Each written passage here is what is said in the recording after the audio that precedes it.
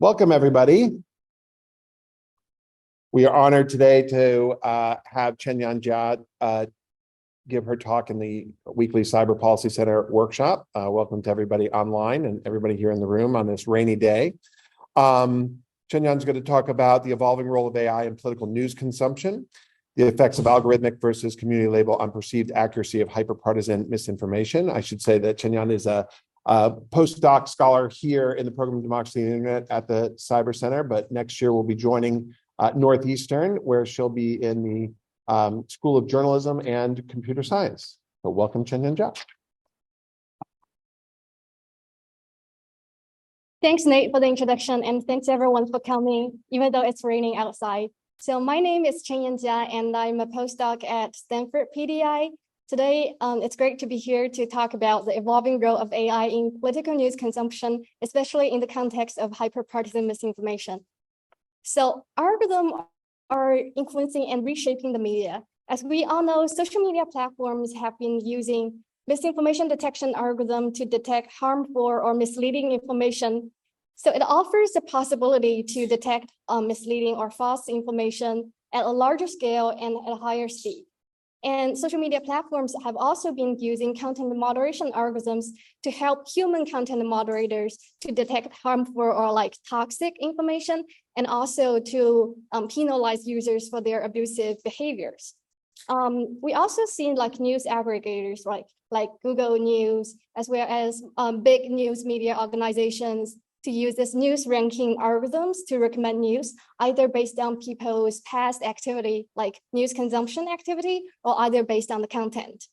And automated journalism is another form of algorithm being used in the media industries as well. For example, like the Associated Press and the New York Times, they use automated journalism algorithm to automatically generate or produce news content. So today, the focus is going to be the AI in the political news consumption, as increasingly scholarly attention has been paid to this area. Some scholars blame that AI and algorithm for yielding more political bias by minimizing diverse exposure to the news content, and also to expose themselves to extreme political views. But however, other scholars, however, contend that algorithms are perceived as less politically biased compared to humans. And there's inconsistent evidence as well in terms of whether algorithms for yielding more or less political bias. In fact, one recent article published on Science, it argues that actually it is true that algorithms amplify people's exposure to attitude consistent news content, but the effect size is actually smaller than you might think. So actually, compared to content shared by your friends, algorithmic news distribution actually friends shared by the friends plays a stronger role in terms of limiting people's diverse exposure to cross-cutting information. So given the mixed results in prior work, it really makes me wonder how we can categorize those bias introduced by the AI, especially in the political news context. So here is how I try to visualize the categories of different bias in my prior work.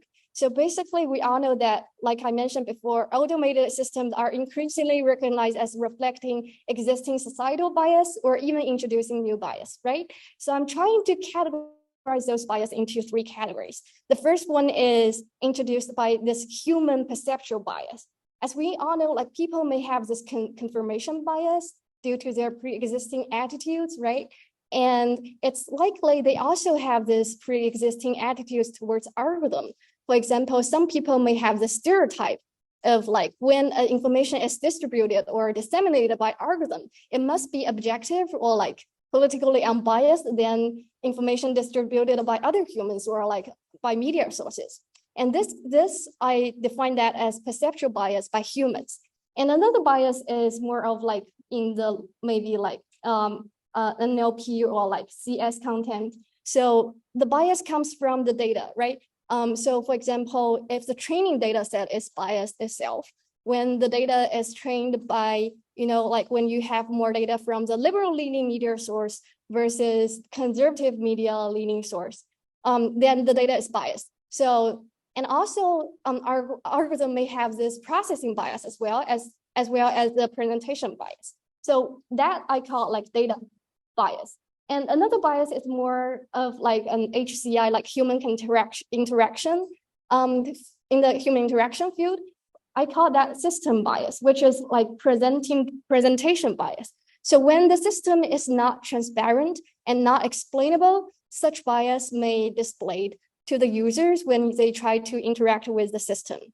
So how to reduce the bias? And I argue that for the human side, the platform users, like I explained, on different places of the political spectrum may have different attitudes towards either the algorithm or either towards the information. So to reduce the perceptual bias, human needs to consume more balanced information and less misinformation. And for the data set, we need to train less biased and less privileged data sets, as well as the language models, because prior work even found that in the existing language models, it may exist like such liberal bias. So I think scholars need to like make more effort in terms of like training a less biased language model in data sets. And for the system, like from an HCI scholar perspective, we need to find a way to develop more explainable and more transparent system. So this is how I argue when the three types of bias are mitigated, such I call information justice can be achieved, which is as opposed to the information disorder, which I argue is like a fundamental principle of information system that requires a transparent, open, and equal relationship among different social actors, including users, including platforms, and also the government. So my work generally lies in the intersection of human plus AI. So my work mainly examines the role of AI in media and how to leverage AI to reduce polarized information consumption and to mitigate the spread of misinformation. So today I'm gonna mainly talk about this study, which is recently, it's gonna be like published on CSW very soon. So in this work, we examined how to like understand the effects of different kind of misinformation labels. We examined three types of misinformation labels: algorithmic labels, community labels, which is labeled by other community users on social media. And we also examined third-party fact-checker labels, which it's a traditional like label, as we all know. And we examined how that affect like people's perceived accuracy of hyper-partisan misinformation. So hyper-partisan misinformation has become a major public concern that can exacerbate partisan disagreement over even very basic facts. So the definition of hyper-partisan information is misleading or like false information with very strong hyper-partisan, like partisan cues. So motivated reasoning is likely to occur like in the context of hyper-partisan misinformation, because partisans may share ideologically consistent, but actually false information, right, on social media, partially because their attention mostly focused on the political alignment of the content instead of the accuracy itself. So many prior work have shown that misinformation labels either like, like maybe you have already been exposed to like either it's stop sign or it's a disclaimer or it's warnings. And many prior work found that those kind of misinformation labels can to some extent reduce people's believability of fake posts and decrease the propensity to share fake news. So the question here is, who is providing those misinformation labels? As you can see in the examples that I've shown on the right side of the slide, right? So we've been all exposed to many kinds of third-party fact-checking labels on social media platforms. We have also seen like during the election, like 2020 election, we've also seen like Trump's tweet was get like labeled as have this false claim of election fraud. So misinformation labels oftentimes are provided by third-party fact-checking labels like Snopes or PolitiFact, but sometimes it's also provided by human moderators on social media. But the limitation of the existing approaches are like, first of all, it relies heavily on human moderators, which means no real-time intervention was provided. So much false news does not get flagged, right? And also the second one is it has this effectiveness limitation, which means by the time the post get labeled by either human moderator on social media platform or by third-party fact-checking labels, the false information may have already spread. So one alternative approach that we are proposing in this study is to leverage real-time interventions such as automated labeling, which is through misinformation detection algorithm, or community-based methods to assist users in distinguishing false information from factual content. This is an example from like Twitter's Birdwatch. Basically, it's a platform that I think pilot launched last year, January, and it's a community-based approach to detect misinformation. And it has this selection criteria of like selecting users who can provide notes when they see like not so credible information on Twitter platform. So we try to simulate our community-based labels, try to simulate Twitter's Birdwatch. So prior work have shown that both algorithmic labels and community labels succeeded in persuading people to avoid sharing false headlines. However, the gap here is what's the difference in, like different kinds of misinformation labels, like I mentioned, algorithmic or community labels or third-party fact-checker labels. What's the difference in terms of their impact on partisan perception of COVID-19 related hyper-partisan social media posts?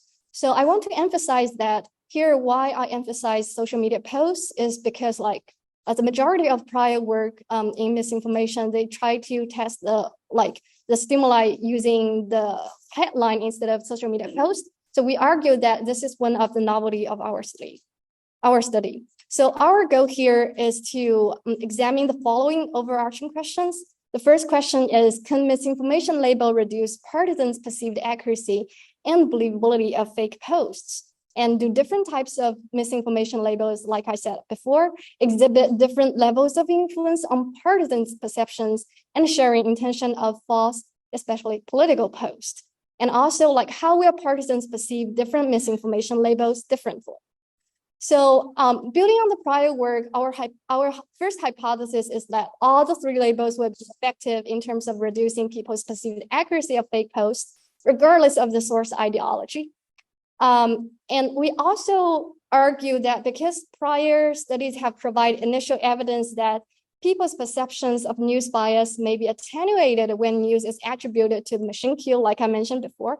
So prior scholars called that the assumption of machine heuristic. Basically, this is like people's mental shortcut of when the information is distributed by a machine, it must be objective and must be free of bias. However, when information challenges people's views, they tend to reject such information and perceive it as less credible and more biased, regardless of whether the source is AI or human, due to their cognitive overload.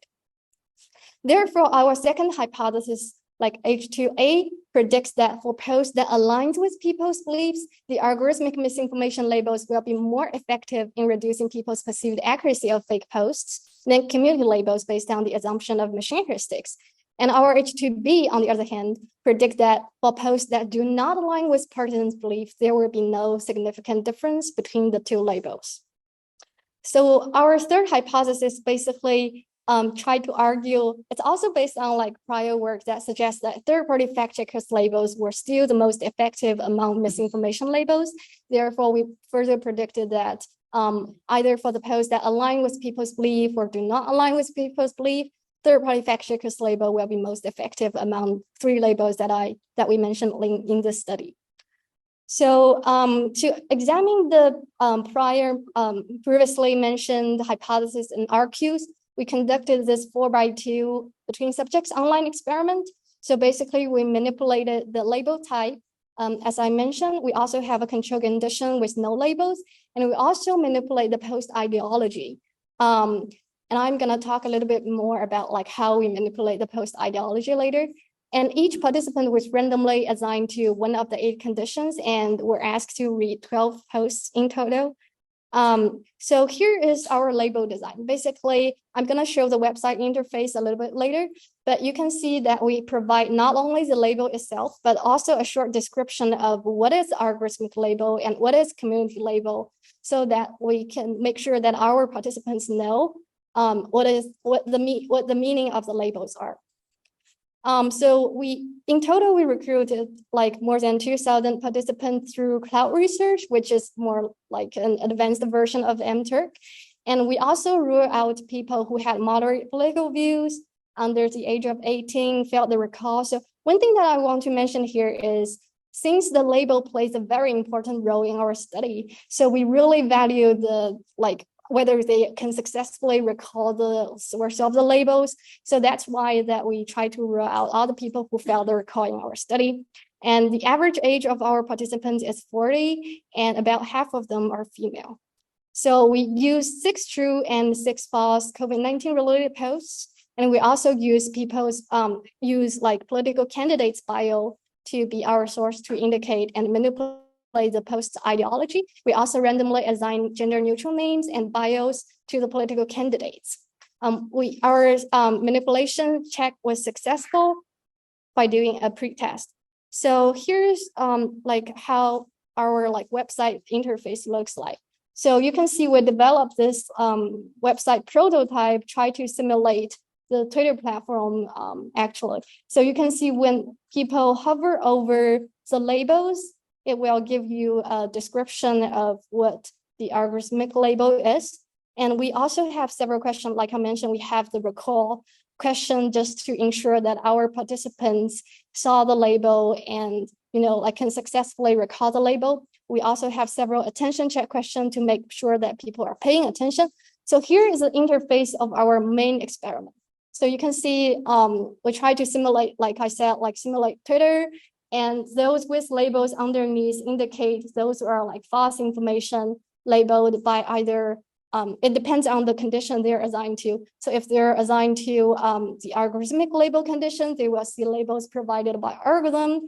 And underneath each of the posts, we ask several questions about the perceived accuracy and the perceived believability of each post, as well as people's sharing intention, commenting intention, and liking intention of each post. So for those posts that do not have labels underneath, it just means that it does not get labeled by our labeling system. So we after people finish all that, we direct people into an additional page where we ask people's overall perceptions of label effectiveness, their confidence in the label, that type of questions. And we also collect people's demographic information at the end of the study. So one thing that I want to mention is you can see that at the bottom of our website interface, we also have an option to display that people's MTurk ID. Basically, we did not ask people to enter their MTurk ID in the study. It's automatically extracted when they enter the cloud research platform. So the whole platform was written in Python and hosted in Heroku. Just like I mentioned, recall is one of the very important questions that we have. And these are the stimuli. We have the ideology indicated in the bio, and we have several measurements in terms of people's perceived political bias of each post, as well as people's perceived accuracy and believability of each post. And like I mentioned, we also have social media behavioral measurements in terms of people's liking, sharing, commenting intentions. So we used multi-level models to analyze data controlling for participants' ID and post ID as random effects. So my finding, which is very interesting to me, is we found that people's perceptions of labels in terms of their effectiveness of decreasing people's perceived accuracy of fake posts really depend on their partisanship. So for liberal users, all labels reduce the perceived accuracy and believability of fake posts, regardless of the post ideology. However, for conservative users, it's interesting that the efficacy of the label really depended on the posts ideologically, whether it's consistent with their pre-existing attitudes or not. So for algorithmic labels, it's actually perceived as more effective in terms of reducing perceived accuracy and believability of fake conservative posts compared with community labels. So I'll explain possible explanations later. And for liberal posts, when conservative users view liberal posts, all labels were effective in terms of reducing their belief in fake posts. So going back to our hypothesis. So our first hypothesis is partially supported. Basically, like I said, for liberal users, everything is effective, every kind of label is effective in terms of reducing people's perceived accuracy and believability, both aligned and not aligned with their political beliefs. But for conservative leaning participants, however, there was no significant difference between the community label condition and the control condition when posts aligned with their beliefs. So here's an overall like figure of the findings of our paper. So you can see on the right is basically the perceived accuracy and perceived believability of liberal participants. And on the left, it's for the conservative participants. So when you take a look at the means of the perceived accuracy and the believability, you can see there's a disparity between liberal participants and conservative participants, right? Overall, liberal participants have, like this lower perceived accuracy and believability in fake posts than conservative participants. And our H2A is also partially supported. Basically, like among conservative leaning participants, algorithmic labels were more effective, like I mentioned before, than community labels when the posts align with their beliefs. So we try to, come up with possible explanations for that, because it's like very interesting results to us. So there are several explanations. First of all, like I mentioned, like people may have this positive stereotype about machine heuristics, right? Like I mentioned, and they may have this mental shortcut of like considering machines are less politically unbiased than other human users on social media.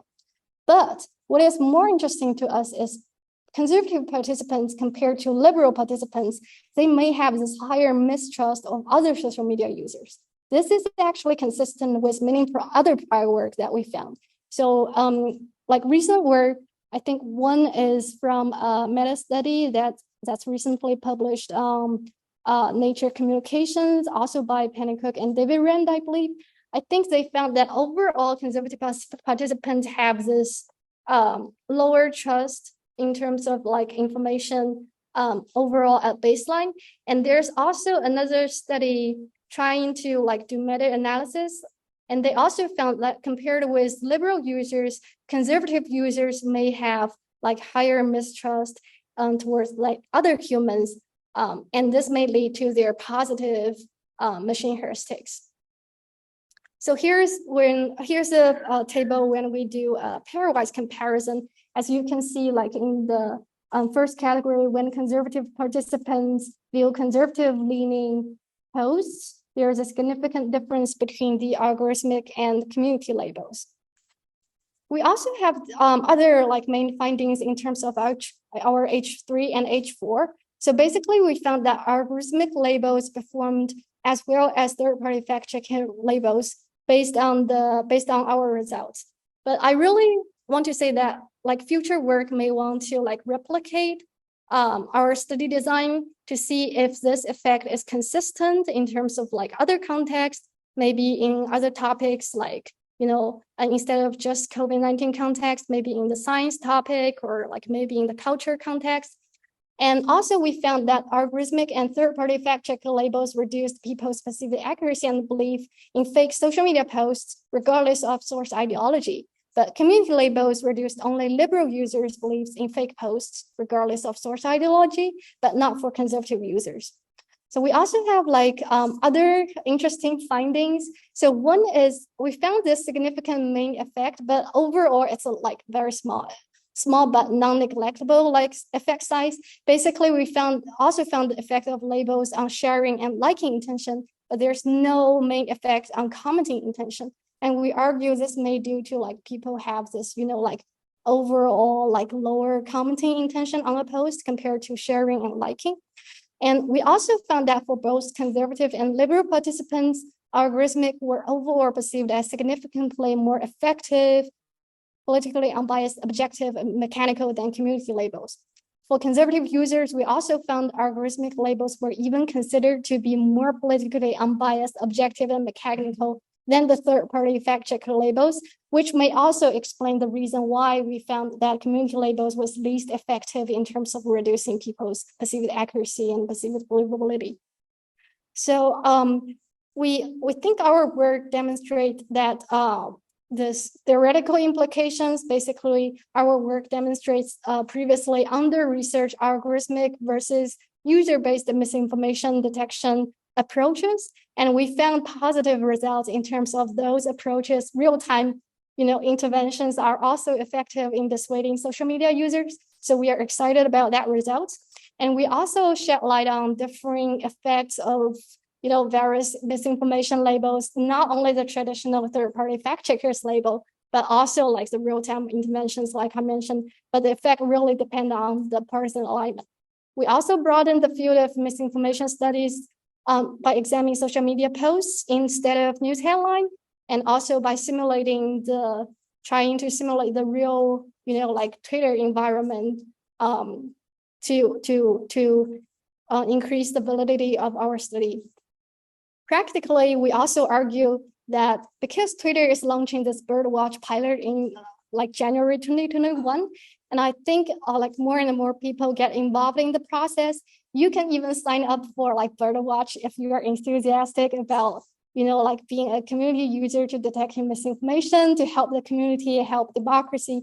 So we think it's really important for us to find such findings in our like study, that community user labels versus algorithmic labels, how's that like effect differ across different like partisan alignments. And practically, we also show that misinformation identification attributed to algorithm or other platform users have similar effect as third-party fact-checker labels for improving a person's ability to accurately identify misinformation. So this can allow for a rapid detection of misinformation to prevent the spread of fake news more effectively than the current techniques. But we do acknowledge that the real-time interventions are not perfect. It can be imperfect and error-prone. So whenever we try to apply this real-time interventions, we should be really cautious about the risk of, having errors. So our follow-up study right now is trying to examine what different types of error, like whether it's false information, like left unlabeled versus like true information mistakenly labeled as false, and what kind of like effect of these different type of errors of real-time interventions can have on people's perceptions of the labels, and like eventually what type of effect can those types of error have on like people's perceived accuracy of false information. So yeah, I think these are all I have today. Thank you so much for listening.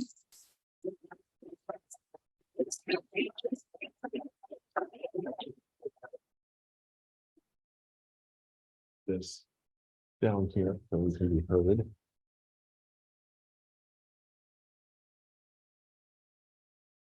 So we've got 100 people on the Zoom. Some of them work for the platforms. What are your recommendations for the platform based on your research here? If all this is true, what is your recommendation to Mark Zuckerberg and Elon Musk, who are both, let's know at the platforms who are working on this? Yeah, I've been thinking about that question like a lot, like recently. I think real-time interventions is definitely very important for the platform to adopt like later. But one thing that they really need to be very cautious about is, like I said, because those real-time interventions can be error-prone and imperfect. So whenever they try to, I think like community-based approach is definitely very good. So like the birdwatch is doing right now is definitely something that we want to continue doing. But like when you try to, like give the control to the algorithm, or, like give like, just let the algorithm do the detection, you really need to be cautious about the potential error this thing may cause by the algorithm. So I would say like human interventions in the process of algorithmic detection is definitely important, but we should also be a little bit positive in terms of the, at least the people's perceived efficacy of those labels. So is this research really about the efficacy of something like birdwatch or community review? Well, that was what Facebook called it at one point. Or is this about labels? Like suppose you lie about the label, where it's coming from, right? Isn't that ultimately the story here, which is the information that you give alongside a post and then how believable it is based on whether you're referring to, because you could have any one of these processes. And then the question is, well, what kind of information you put next to the item is the determinative issue, right? And so that it seems like those are two independent things, right? What process you use for fact checking, and then what label you give to the user. Yeah, we treat our study like as a first step to understand the effect of label, like you mentioned. So we have like no deception in our study. Basically, everything is correctly labeled. So we just try to understand, like when we try to manipulate different sources of labels, how that's gonna affect like the partisans' perceptions. We treat that as a first step to understand the effectiveness of labels. But like in the long run, as you mentioned, because that's a different approach, right? Because understanding the effectiveness of label is one thing, but understand like when you use like apply a real misinformation algorithm or apply a real community-based approach is another thing. So actually we thought about like using real misinformation algorithm when we initially proposed this study, but we ended up do not like going that direction. It's basically because there's still like a lot of like a big challenge in terms of like developing misinformation detection algorithm. First of all, like, you know, like misinformation is such a complicated topic and involves every day, you know, and second, the classification of misinformation is really hard because, you know, it's like even experts or like professional third-party fact checkers may disagree on certain like topics or on certain, you know, like when they try to assess the veracity of the post. So we ended up like not going with that direction as our first step, but like in our follow-up study, we definitely want to try to see when we try to apply real algorithm or real community users results, how that's going to affect people's perception. I think that's going to be very interesting. I'll say to people on Zoom, you can put in questions in the Q&A, and people in the room should raise their hands. Let me just build on this last point, because one could have a label that this is the way it started, right? When Facebook started to deal with disinformation, disputed, right? Big red label, which at least in the early research suggested people were really attracted to that. It's like, oh, let me find out about this disinformation, right? You know, and then, you know, they mess around with it and they should reduce the size and all those kinds of things. And so you could, you know, it seems to me that any one of these methods, you could then frame the label in a way that would try to engender sort of bipartisan skepticism of fake news, right? And so the real task here is trying to figure out like what cues. It might be totally separate from whether it's a third-party fact checker, algorithm, or a community. You just say, you know, this product, you know, you could have it dependent on the platform, for example. So one question with this is, to what extent what you observe in the lab would be replicable on a platform that people already don't trust, right? Because if it's an algorithm from Facebook and people don't trust Facebook, then you assume that if you say algorithm, there's something pure about algorithm. It's like, oh, the math has determined it, right? As opposed to, well, no, it's actually Zuckerberg who's determining it, right? So that might affect the outcome on that. I totally agree. Like, in fact, like in our follow-up study, we do have a measurement in terms of people's attitudes towards the platform itself. Right. So I think it's very interesting to, like, maybe in like a future study to manipulate the platform itself, like you mentioned, Facebook versus Twitter versus Reddit. But like I said, in our follow-up study, we do measure people's attitudes towards social media platform, and we found that when social media platform, you know, like when the label's making errors, actually people are more tolerant when the algorithmic label making errors than the community user label making errors. That's one of the, you know, like snoop. So we should just call everything an algorithm, right? We call that.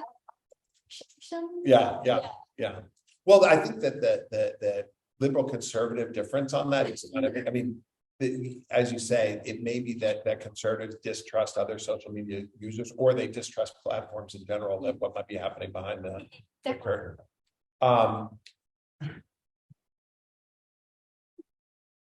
I'm wondering whether, so we have a study with NYU that we did on community review, which was originally the Facebook way to approach this. And we gave 6 stories every morning. I think it was 6 no, it was 3 stories every morning, 1 liberal story, 1 conservative story, and 1 from a not trusted source. We gave them to 90 average people and 6 professional fact checkers. And we found that people were not that good in sussing out, like in the wild, in an actual, like when you're not checking whether it's like the moon landing is real or something like that, but actual like stuff, like you're saying in real time. How optimistic are you that you can do community review quickly enough and reliably enough so that then it would actually have an impact on the platform? It could be implemented. Yeah, that's a great question. I think it really depends on the selection criteria you have for the layperson. So right now, like Birdwatch have this selection. Yeah. And also it depends on how big the size of your like group is and how balanced your participants are. Like whether it's, like if your like group of crowds are all from like liberals, yeah, it may not, it can still be biased. Right. So I think it really depends on like how you select the group and whether it's, like unbiased enough for them to make judgments. Okay.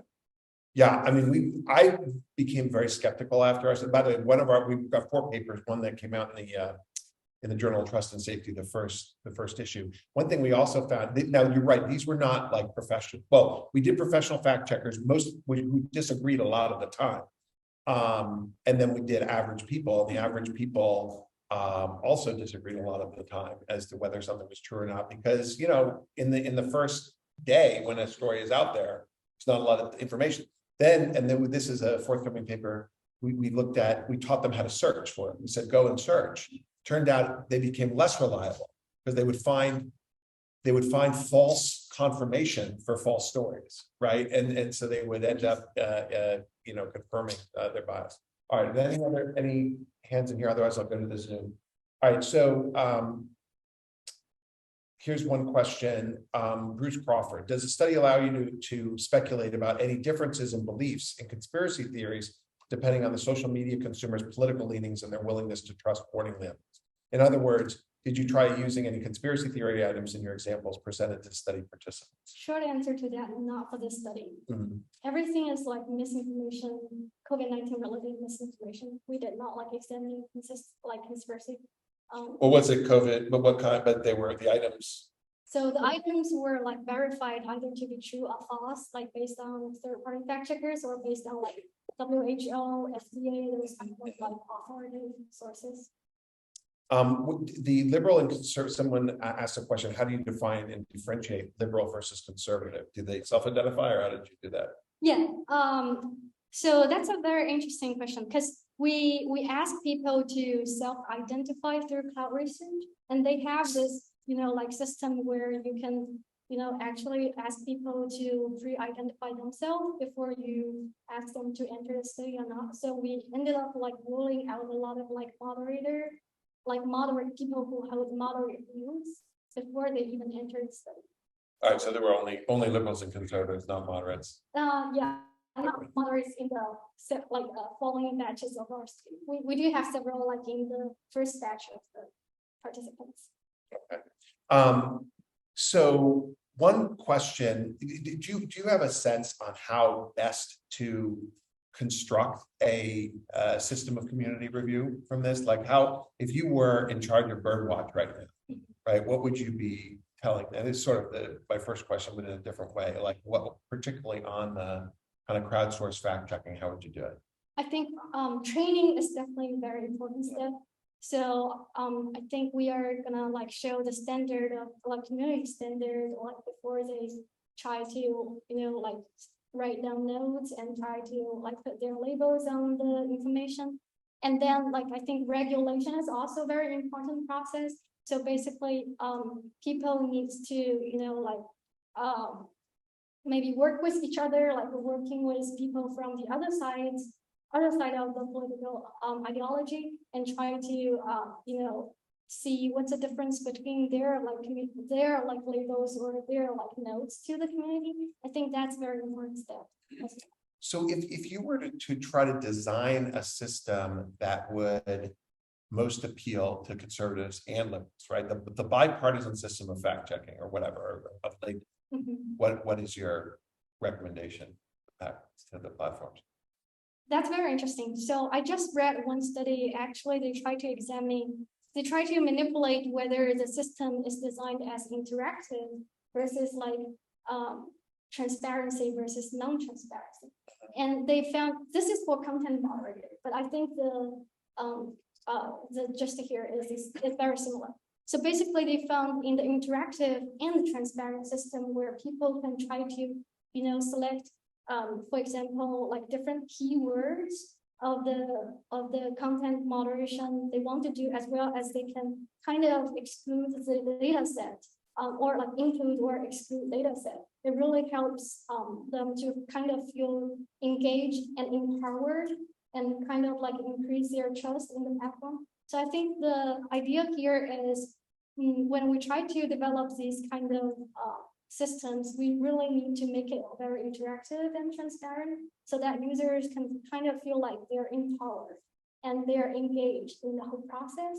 So I think that's very interesting. Well, but let me kind of challenge that a little bit, which is that if ultimately what makes a difference is the bottom line of what the label says, right? Whether it's about people, whether it's, it sounds to me like a non-transparent algorithm is actually the best way to go, right? Because you show that Republicans trust it, or conservatives trust it, liberals trust it, right? Once you start putting people in there, then things get fishy, right? Now we could debate, maybe one has more false positives than the other or something like that, but isn't the lesson from this that we should be using, we should use the least transparent process possible, because that's actually what most is likely to gain bipartisan trust? I know you're going to say no, but like, why? I really disagree with that, because I think because one thing that we didn't measure in this study, or I think we measured, but we didn't include in the data analysis, is people's prior existing knowledge about algorithm, and I think that really matters as well. So like, but do average people really know anything about algorithms? Yeah, there's a cool like measurement called algorithmic literacy. Like basically they try to measure not only like people's practical, like knowledge about algorithm, basically like how you use Google, how you use Facebook, that type of thing. But they also try to measure like people's conceptual literacy of algorithm. Like, do you know the mechanism of algorithm, like the mechanism behind that type of measures? So I think that's really interesting, and that should be incorporated in future studies to understand how that affects those sections of algorithms. So, but overall, I think we should definitely like design transparent algorithmic systems for sure.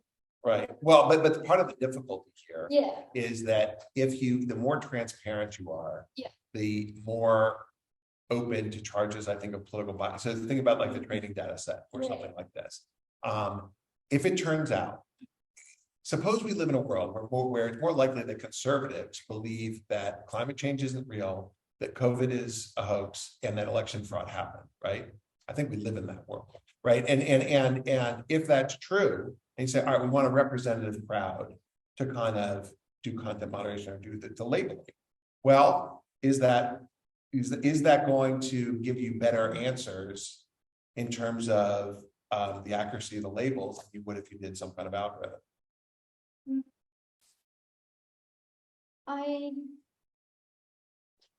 You mean like if we keep that way, like letting conservatives believe that our algorithm labels are more accurate? Well, I guess part of the question, because I'm worried about, it's going to sound funny coming from me, but I'm worried about transparency here a little bit, because otherwise I'm a pretty big advocate for it. But which is, if it turns out that the more opaque the fact-checking method, the more trust you're going to get from conservatives in that fact-checking method, then I'm not so sure transparency serves the purposes here, right? Unless you're sure that the other processes, right, of community review are, if you say, look, this is half Democrat, half conservative, half liberal, this is how we did it. But remember, most people are not like confronting disinformation and then researching it, right? They're just kind of like, it's just coming at them right next to their nephew's graduation video on Facebook, right? And so how they're going to evaluate that label that accompanies it is, just going to be a kind of emotive reaction, right? And so it seems that irrespective of the level of transparency behind it, might be good as a policy matter because we don't trust the companies. Yeah. But ultimately, it just, you got to decide on how to advertise this, right? What is going to be the signal that you're going to send to conservatives and liberals in order to, gain trust in the actual fact check itself. Mm-hmm. Because and part of the problem here with third-party fact checkers, right, is that everyone thinks it's a liberal cabal, which actually it kind of is. There aren't that many conservative fact checkers out there, and so that now you could be transparent about that, but the more transparent you are about that, the less confidence that conservatives are going to have in the fact check, right? Yeah, right now the evidence from this study really shows that. But let me ask you, like, what if the next generation, like the conservative, like gain more knowledge about algorithm and know that there might be, like bias in the algorithm in the training data set as well? Like, what should we do? Like after people get more knowledgeable of algorithm? So I think like keep it non-transparent is not really the way that we should do.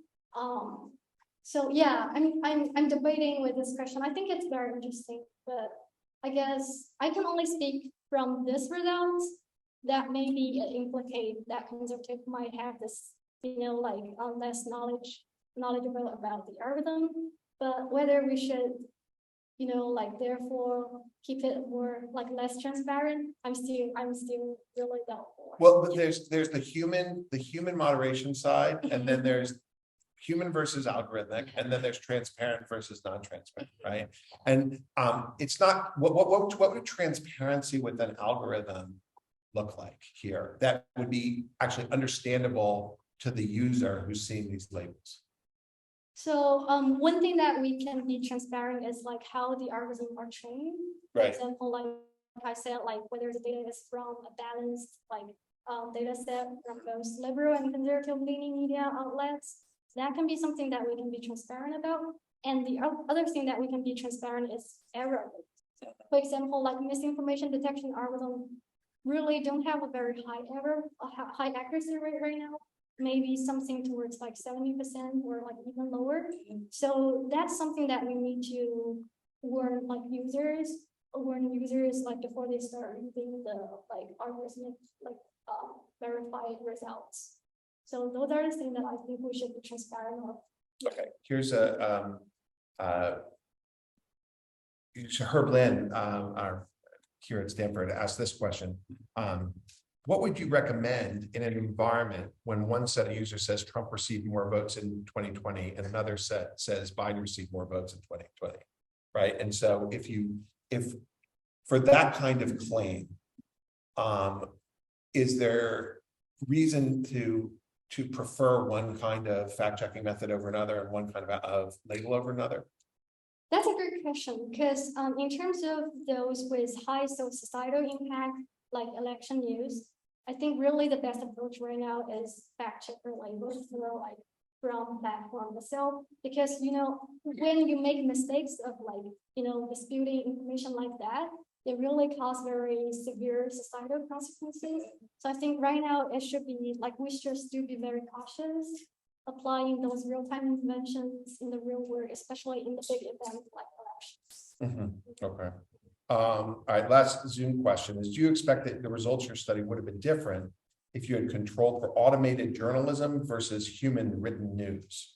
Not sure I know maybe you understand that question better than I do, but does that make sense to you? I mean, kind of, because I think the question might be about whether the news is written by algorithm versus whether the news is written by humans, how that's going to affect the design of the study. But that's really a different layer of conditions. So yeah, I'd be curious about this. Okay. Yeah, in the back. Thank you, Dr. John. I really enjoyed the talk, and I think it was very important. My question is this data could be disaggregated based on gender, socioeconomics, education level, right, and ethnicity?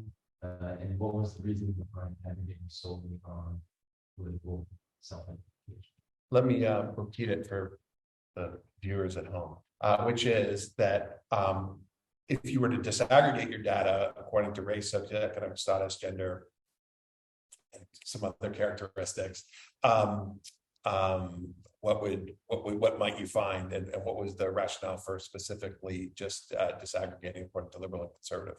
That's a great question. Because in our study, our design, we just manipulate the political ideology, which is also like the most important finding from one of the most important findings from prior work, that partisanship really matters, as serve as a significant predictor of people's perceived accuracy of fake posts. So what we did in our study is we did randomization check, and we make sure that our gender, race, distribution, as well as education and income are evenly distributed across age conditions that we have. But I agree that maybe in the future analysis, we can do analysis controlling for the experimental condition, and then do additional analysis in terms of the effect of the demographic information that you mentioned before. Thank you. I have a short question and a weirder question, which you can ignore. Okay. So the short question is, you mentioned maybe future generations will be more skeptical about algorithms. Might everyone be in a year? If Trump is out there saying, or anybody liberal or conservative is out there saying that algorithms are manipulating you, I feel like public perception of that changed rapidly, and I'm curious about that. The broader. Let me I want to repeat that question. No, don't stop there. I just want to repeat the question. So the first question is it possible that even within a year, we're going to see distrust in algorithms, whether, if influencers basically put a stake in the ground and say, don't trust the algorithm? Second. And then this is a question about the broader field of research. I assume that some people are more likely to believe a label if it comes from a source they trust, like if they trust the Wall Street Journal or something. And I'm curious, is there research on that? I assume yes. And the reason I ask is because it seems like it wouldn't be that hard for a user to put in their settings, here are the sources I trust for labels. And then if the platform happens to have input from a trusted source, then that user's label gets that, they see that the Wall Street Journal confirmed the result. They see that, what do they trust? So yeah. Let me repeat that question too. So it's sort of how would user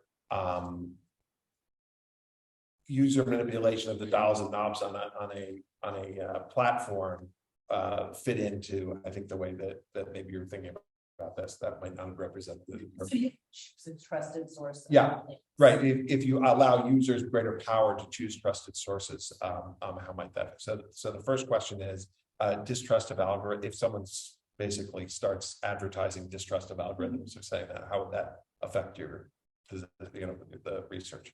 Yeah, I think both are very interesting and important questions. Neither of them are weird to me. So for the first question, I think it's really important to evaluate people's trust in algorithm, when time goes by and during different events. I think that's important to understand whether how the distrust of algorithm comes from, and why people have this distrust in algorithm. And I think that's an important variable to understand the type of research I'm doing. And for the second question, I think you were asking whether there's prior research, evaluating trustworthy sources versus untrustworthy sources. Yes, I think there's a ton of research doing that. I can send you the link if you want. And in terms of whether giving people a control over, selecting those trustworthy sources, I think that's a very cool study idea. We are also doing this follow-up study, basically trying to give people control over the whole a labeling system. And we're still in the very early stage, but I do think it really helps to not only make people trust the labeling system work, but also try to at least give those people who trust those credible sources like Wall Street Journals, a higher trust in terms of a platform and the system. Yeah. And that's very close to what our colleague Francis Bukiana has written about as middleware. It's just I think more achievable, simpler version. Right. So it would be an interesting thing to get data. Yeah. Just to repeat that, this is a little bit what Sukiyama has written about in our project on middleware, which is whether you would have a choice, a market in algorithms, a market in content moderation systems that then people could opt into. Yeah. But part of the question here, and this goes back to Daphne's initial question, is, how much, well, let me ask you this, which is, to what extent have you surveyed people as to, you've got data from here, but if you just did a survey on who would you like to do fact checking and to test the truth of claims online? Algorithm, community review, professional fact checkers. How does that break? Does the result of a survey like that break down in the same way that you're? Interesting. We just did one survey in terms of people's perceived efficacy of different labels. Yeah. And I think one of the results that we found is like social media trust really predicts people's perceived efficacy of algorithmic as well as the community labels. But on the other hand, people's general trust in the media really positively predicts people's perceived efficacy of news media labels and the third-party fact check labels. Does this break down by liberal conservative though? That some is it like, because the interesting finding here, it seems to me, well, I mean, there's plenty of interesting findings, but for me is the fact that conservatives trust algorithms more than humans, of any type. Obviously they trust humans too, but algorithms the most. And that's something we could ask them whether that's true or not, and why. We just found like an overall lower trust in terms of misinformation labels, in that survey in conservative users compared to liberal users. Right. So I think it's consistent with prior findings as well. But we did not break down to see algorithmic versus community labels in that survey. But I think that's going to be very interesting. All right, further research. Well, please join me in thanking Chenyan Jia. And next week, we've got Alexandra Kusarari from the Program on Platform Regulation talking about European developments in internet regulation. So please join us next week. Thank you.